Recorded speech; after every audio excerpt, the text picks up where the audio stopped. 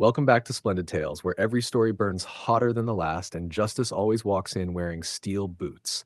If you're enjoying this already, make sure you hit that like button and subscribe so you don't miss the next twist.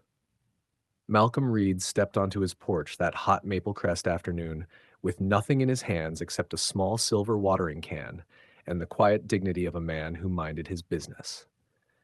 But the second the lilies tasted the water, Officer Brent Calloway strutted down the lane like a rooster with a badge taped to its chest.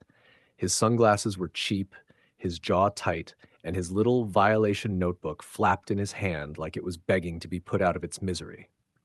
He stopped in front of Malcolm's yard, smirked like a villain in a discount movie, and muttered, "Watering outside designated hours. Violation." Malcolm blinked slowly, the way a patient teacher might when a child proudly announces 2 plus 2 equals chair. "It's literally 6 o'clock," he said.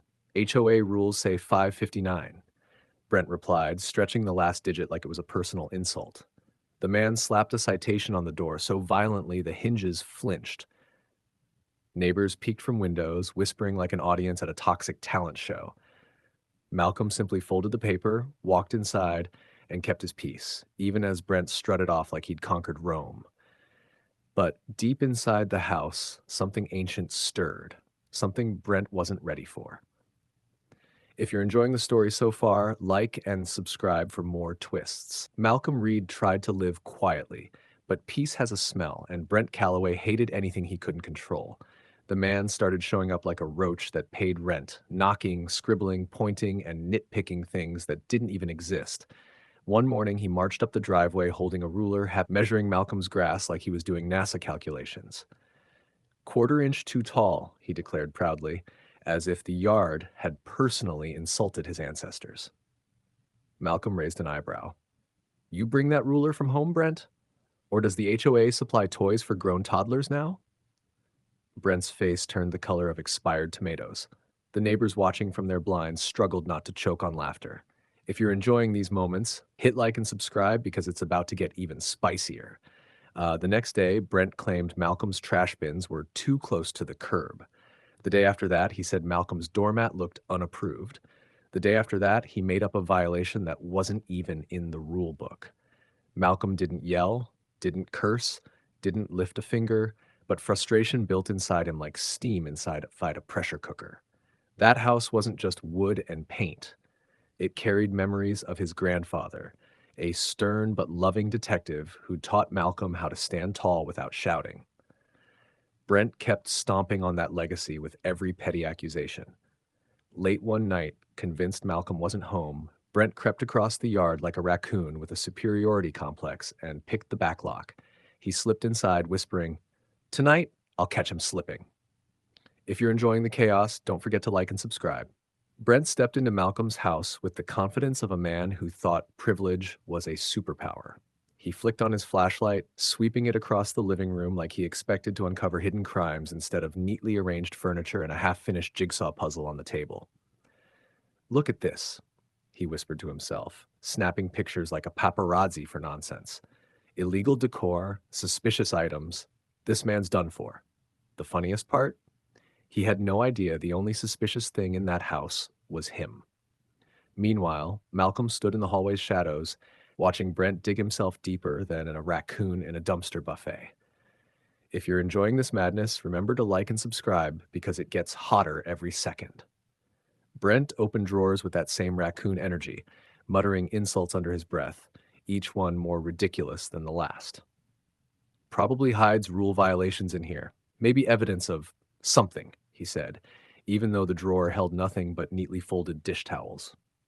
He tried to open Malcolm's grandfather's old wooden chest and grunted, "Bet this is where he hides the good stuff." The chest didn't budge. Brent pulled harder, slipping and smacking himself on the forehead. Malcolm nearly laughed. Nearly. But the detective in him stayed quiet, absorbing every movement, every violation, every stupid decision. Brent wiped his face, annoyed, and said, "Stupid house, stupid man, stupid flowers. Who even grows lilies?" The words echoed farther than he intended. Malcolm finally stepped forward, letting the floorboard creak under his foot. Brent froze. His flashlight beam jittered. "Who's there?" he whispered, voice cracking like a kid caught stealing cookies. If you're loving the suspense, hit that like button and subscribe for more heat. Malcolm stepped fully into the light, and Brent's whole soul tried to jump out of his body. The man looked like a child caught drawing on the walls with permanent marker. I was doing an inspection, he stammered, eyes darting everywhere except Malcolm's face. Malcolm's voice stayed calm, too calm, the kind of calm that makes grown men rethink every bad decision they've made since kindergarten. Inside my locked home? At midnight? Brent swallowed hard, sweat rolling down his neck like guilt that couldn't find an exit. If you're enjoying this final moment, hit that like button and subscribe because this is Splendid Tales and we don't play with justice. Brent lunged for the door like a panicked squirrel, but Malcolm moved first, just stepping aside just enough to let Brent trip over his own arrogance. The man face planted into Malcolm's coffee table, scattering jigsaw pieces like confetti at a loser's parade. Malcolm simply lifted his phone, recording the entire meltdown while Brent scrambled backward, babbling excuses that made no sense. You?